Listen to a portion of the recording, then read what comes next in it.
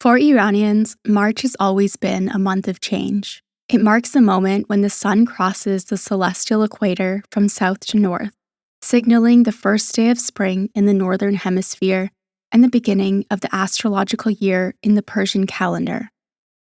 This event, known as Nowruz, holds a deep cultural and historical significance for Iranians.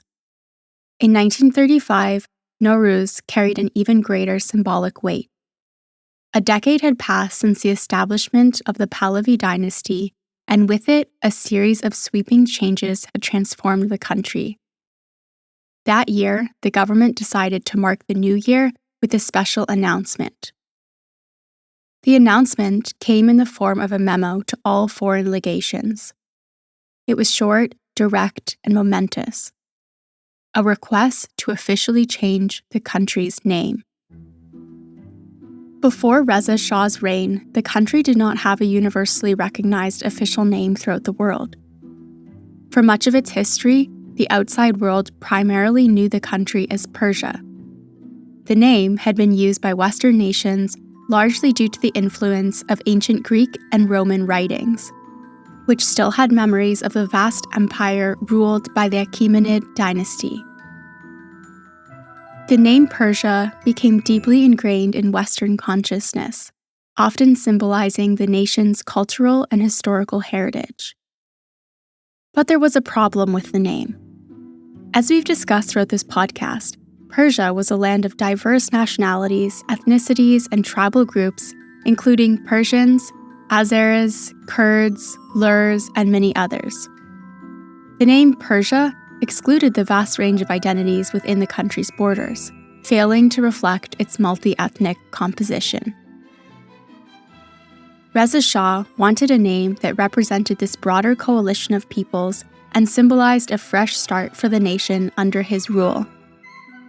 As the New Year celebration of 1935 arrived, the government decided to celebrate the festivities with a big change. The announcement came in the form of a memo to all foreign legations. It was short, direct, and momentous. Effective immediately, the use of the name Persia is discontinued. From now on, the country shall be recognized as Iran. Hi, my name is Oriana, and you're listening to The Lion and the Sun, a modern history of Iran. Not all kings succeed in maintaining their rule. When it comes to monarchies, especially the authoritarian ones, their effectiveness hinges on access to and mastery of the tools of authoritarian governance. Tools such as centralized control over resources, surveillance systems, and the force to implement and protect their will. The Qajar kings were the perfect example of the failure of this system. All Qajar kings after Aga Muhammad Khan failed to wield power, resulting in weak and unstable reigns. Although they operated as authoritarian monarchs, they lacked the tools and systems necessary to maintain centralized control. Their inability to assert dominance over regional elites, implement effective taxation systems, and modernize the military left them vulnerable to internal and external pressures. Their power shrank king after king, and by the end of their reign, they barely had any control over Iran's vast resources. Rulers consolidate power by building strong institutions, yet the Qajars neither invested in nor controlled such institutions. Reza Shah aimed to be the exact opposite. The motto, God, Shah, Nation, was adopted by him to represent the interconnected pillars of his rule and the new Iranian state he was building. A slogan reflected a key aspect of Reza Shah's ideology, which combined religious, monarchical, and nationalistic elements. But before he could fully exert his power as king, he needed to rebuild the tools that Qajars had failed to create. The most important of which was the existence of a strong military and centralized control over Iran's resources. As a colonel in the Cossack Brigade and later a minister of war, Reza Shah had begun the process of solidifying Iran's army long before his ascent to the throne. Yet even after unification, Iran's army didn't have much to offer. In 1921, the military totaled no more than 22,000 men, 8,000 Cossacks, 8,000 gendarmeries, and 6,000 South Persian riflemen. Reza Shah wanted to double that number. To achieve this goal, Reza Shah and the Fifth Parliament passed the compulsory military service conscription law in June 1925. This law mandated that all Iranian males, both residing in the country and abroad, were required to serve 2 years in the military upon reaching the age of 21. Initially, conscripts were mainly drawn from the peasantry and tribes, but later the selection expanded to the urban population. The men selected for military service were forced to leave their tribal life and spend time learning military and organizational skills.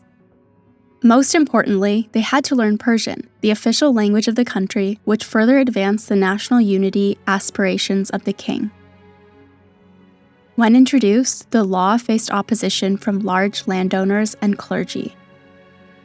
Landowners resisted because conscription threatened their authority and reduced the workforce on their estates. The clergy opposed it on the grounds that 2 years of service in a secular military, administered by anti-clerical officers, would erode the religious beliefs of recruits. Some mid-ranking clerics even issued fatwas declaring the law a danger to Shia and Islamic principles. Reza Khan, with the support of the officer class, overcame resistance from the landowners. Clerical opposition was mitigated by securing the prior approval of senior Shia figures. Theology students were also granted exemptions. By the end of 1925, Iran's army had reached 40,000 troops. By 1941, the army had more than 127,000 at its disposal.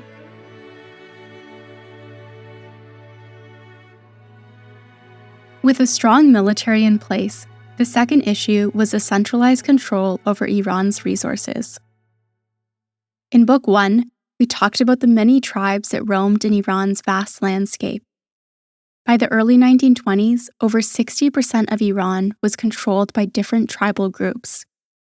These tribes had immense power over their regions, and some even refused to answer to the central government. A great example being Sheikh Khazal of Khuzestan, a story which we covered in the previous season. Throughout the early 1920s, Reza Khan started to face these tribes and bring them under control. Some, like the Bakhtiaris, through diplomacy, and others, like Sheikh Khazal and Mirza Kuchak Khan, through brutal force. Reza Khan's strategy had always been to sow conflict between the tribes and use their inner conflicts to quash their influence. By 1927, Reza Shah had largely succeeded in breaking the power of the major tribal families that had wielded their significant century-old influence. But defeating the tribes wasn't enough to unify the country. Iran, for most of its parts, was a disconnected landmass. The many deserts, mountains, and rivers made mobility all but impossible in this region. That, in itself, was one of the main reasons why so many tribes were able to take control over every region of the land. Getting from one province to another meant days, sometimes weeks of travel through unstable roads, rough terrains, and dangerous environments. That's why a functional infrastructure was required to connect the country together. For Reza Shah, this interconnectedness came in the form of the Trans-Iranian Railway. The idea of a railway connecting the vast Iranian landscape had always been a dream too good to come true. In 1872, Baron Paul Julius Reuter secured a concession from Nasser al-Din Shah, granting him extensive rights to construct railways and exploit resources. However, domestic opposition and international pressures led to the cancellation of this concession, a story which we've covered in the very first episode of our podcast. Subsequent attempts to establish railways faced similar challenges.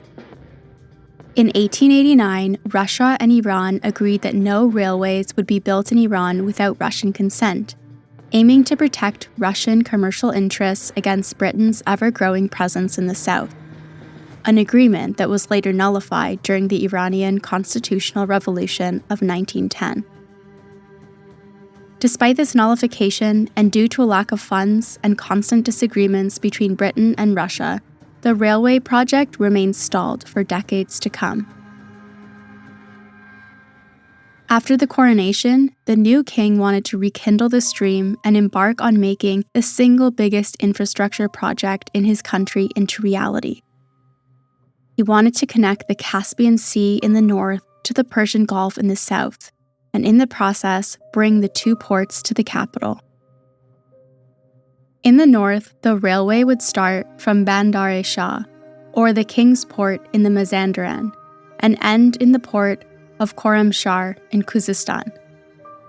Mazandaran was Reza Shah's home state, and thus he had a high interest in its development. Khorramshahr was also an important port in the critical state of Khuzestan. Having a direct route to this southwest state allowed the government to expand its control over it, having a bigger stake to its refined oil, and use it as an import-export hub to the Western world. The Trans-Iranian Railway project was a massive and expensive undertaking for Iran, a country that was still suffering from the aftermath of the First World War. What made this project even more remarkable was Reza Shah's determination to complete it without relying on any foreign loans or aid. The reckless borrowing of the Qajar kings had left a bitter legacy in the minds of Iranians, and Reza Shah was intent on ensuring his new dynasty would not carry the same stain. He wanted the railway to stand as a wholly national achievement, funded entirely by Iran's own resources. But where would the government find the funds for this extremely ambitious and expensive project? As you may know, tea has long been a staple of Iranian life. The national demand for tea far outstripped domestic production, making imports essential. In May 1925, the parliament approved a government monopoly on the import and export of tea and sugar. This granted the Pahlavi dynasty full control over the management, pricing, and sales of these essential commodities. Leveraging this control, the government introduced a value-added tax on tea and sugar imports, funneling the proceeds directly into funding the railway. The project officially began in 1927. Spanning a massive 1,394 kilometers, the railway navigated Iran's challenging terrain through a network of tunnels and bridges, with its highest point reaching 2,200 meters above sea level. While several foreign firms were involved in its construction, the Danish company Camp Sachs ultimately completed the project, under budget and ahead of schedule. The railway was formally inaugurated on August 26, 1938. Costing 10 billion rials, equivalent to $500 million at the time, the Trans-Iranian Railway became the most expensive and extensive independent project in Iran's modern history. It was a testament to Reza Shah's ambition and strength, symbolizing a clear break from the Qajar era and cementing the distinction between the two dynasties. But the Trans-Iranian Railway wasn't the only new infrastructure project of that era. Before the coup of 1921, Iran had a mere 2,400 kilometers of roads. By the end of the 1930s, this network had expanded to over 22,000 kilometers. For the first time, most Iranian cities were connected by a modern transportation infrastructure. This transformation ushered in a new era of motor vehicle culture. Cars, trucks, and buses quickly became commonplace, replacing the reliance on camels as the primary means of transport. Journeys that once took 20 days could now be completed in just over 1 day. This newfound mobility revolutionized the exchange of resources, labor, and news, accelerating the pace of development and integrating different parts of the country like never before. Reza Shah now had access to a unified military, and with the establishment of trains, roads, and improved safety, he could exert control over the vast Iranian landscape. Yet controlling a country as large and diverse as Iran required more than infrastructure and a strong military presence. One man couldn't oversee everything or handle every issue. To truly govern effectively, a structured system was essential. A bureaucracy had to be established. The Pahlavi dynasty inherited 4 ministries from the 19th century: foreign affairs, finance, justice, and interior. By the end of Reza Shah's reign, there were 11 fully fledged ones. Among them, the Ministry of Interior took charge of provincial administration. Under Reza Shah's rule, Iran's 8 provinces were expanded into 15, and each province was further divided into counties, municipalities, and rural districts. The Interior Minister appointed governors general, who then selected regional officials and town mayors. Gone were the semi-autonomous tribal leaders who once governed these regions with little oversight. Instead, governors and officials were now public servants, all of whom had sworn loyalty to the crown. For the first time, Reza Shah could control every corner of his country, and with this control came ownership. By the time of his death, Reza Shah owned over 3 million acres of farmland and had amassed a fortune of £3 million, equivalent to £113 million in today's value. According to the British legation, Reza Shah had an unholy interest in land, often acquiring properties through questionable means. This included imprisoning landowners until they agreed to sell at heavily discounted prices. His ambitions were particularly evident in Mazandaran, his home province. Reza Shah ensured the Trans-Iranian Railway ran directly through Mazandaran and invested heavily in the region, building luxury hotels, state factories, and road networks. The king's ability to pursue his personal goals and nationwide ambitions came from his relentless expansion of state power into every aspect of Iranian politics. The parliament, which had been instrumental in his political rise, became little more than a rubber stamp for his agenda. To ensure complete control, Reza Shah meticulously manipulated the elections, turning the Majlis into an assembly of loyalists. The process was straightforward. Through the Ministry of Interior, Reza Shah was provided with a list of prospective candidates for each election.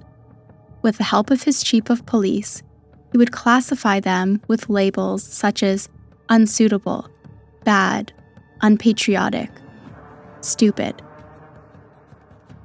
The local electoral boards would receive the adjusted list, and only those marked as suitable were allowed to run. However, controlling the election process wasn't enough for the king. He wanted absolute compliance within the Majlis. To achieve this, he removed parliamentary immunity, banned political parties, and shut down independent newspapers.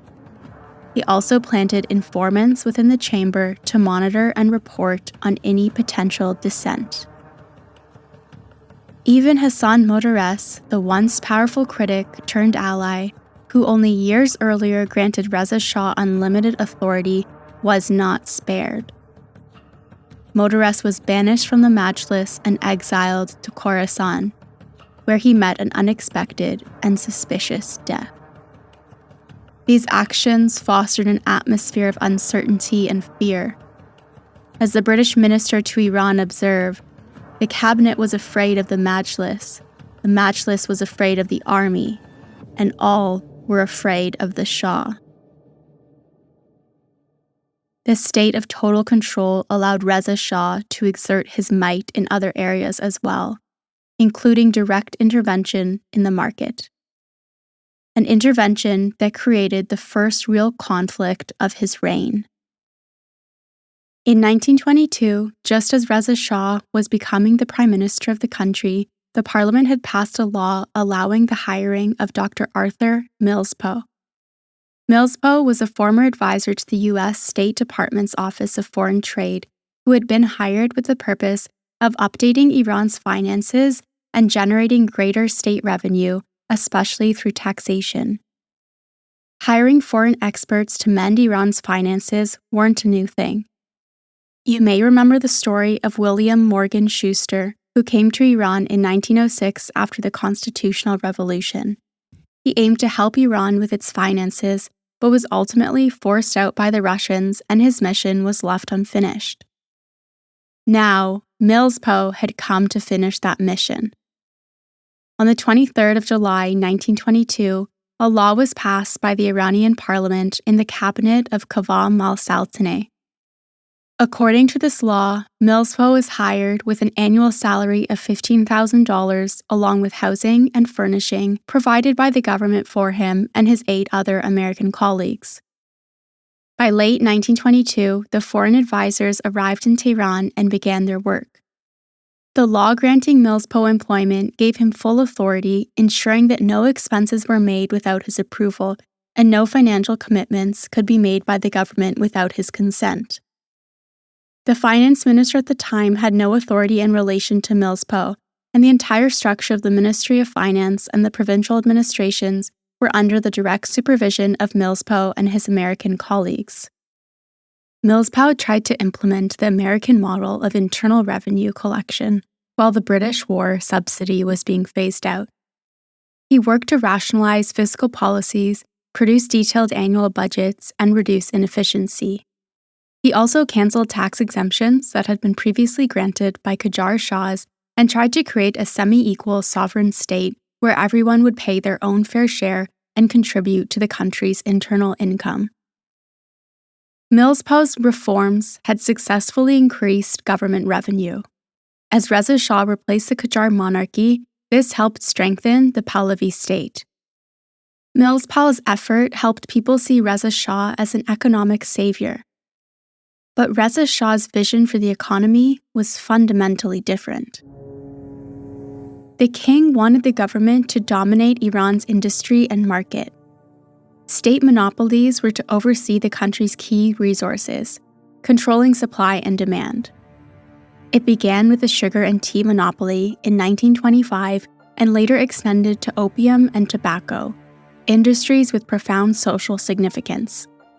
You may remember that government interference in the tobacco trade decades earlier had led to one of Iran's most pivotal societal shifts. These policies stood in direct opposition to Millspo's economic philosophy.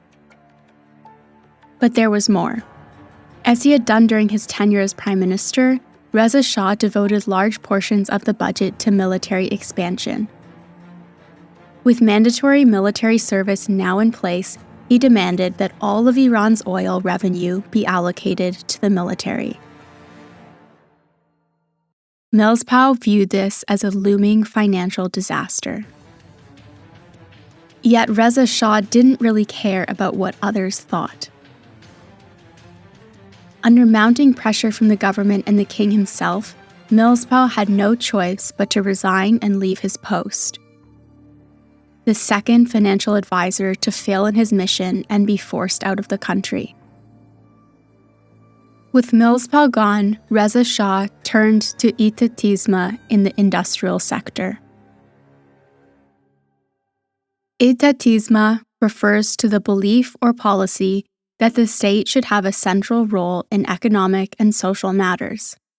It advocates for government intervention or control over various sectors such as industry, education, and welfare, to ensure stability, economic growth, and the well-being of citizens.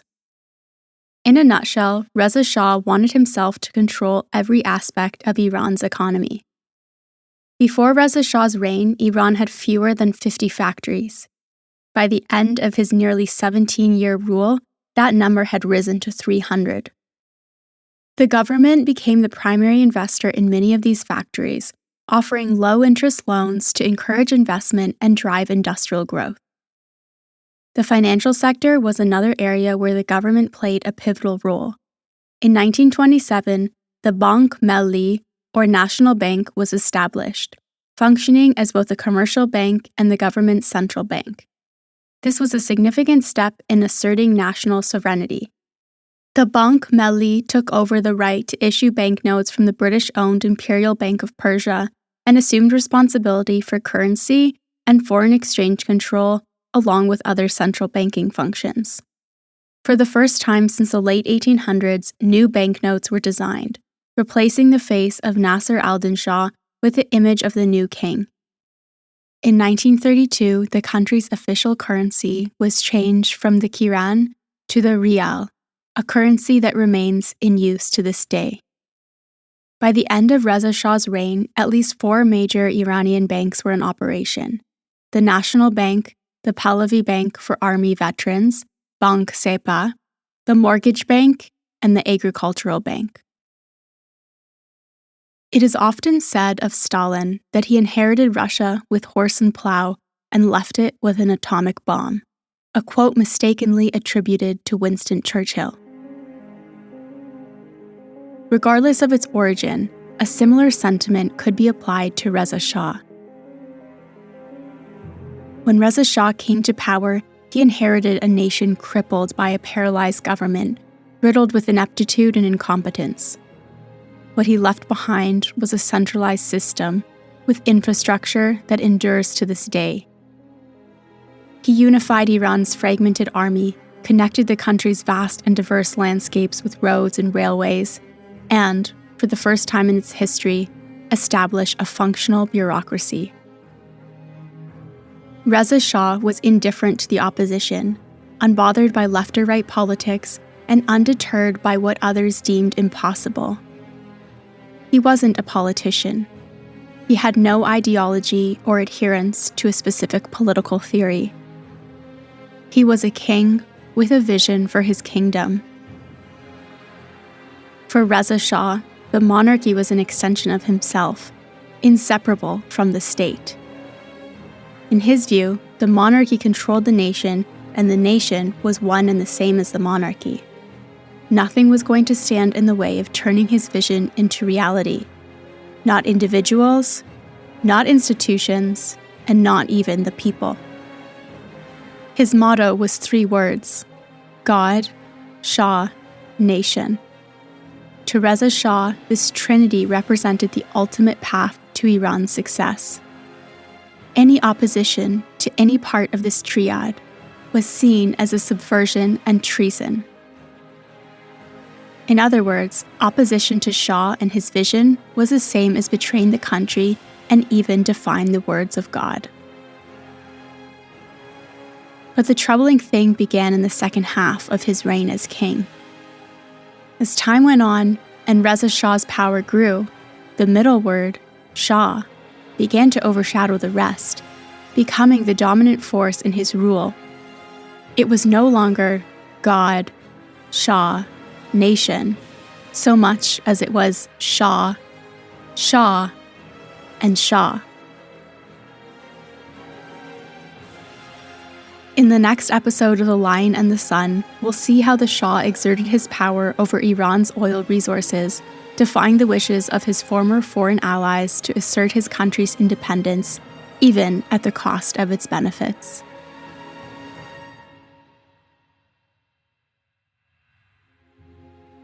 The Lion and the Sun is a String Studios production.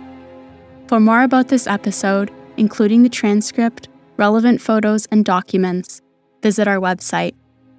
You can also follow us on Instagram, TikTok, Blue Sky, or Facebook to stay connected. If you like this episode and our show so far, don't forget to rate the podcast and leave us a review on iTunes, Spotify, or wherever you listen to us from. And if you really like our podcast, feel free to share it with a friend, relative, or anyone you think might find this story interesting. My name is Oriana, and I will see you in 2 weeks. Thanks for listening.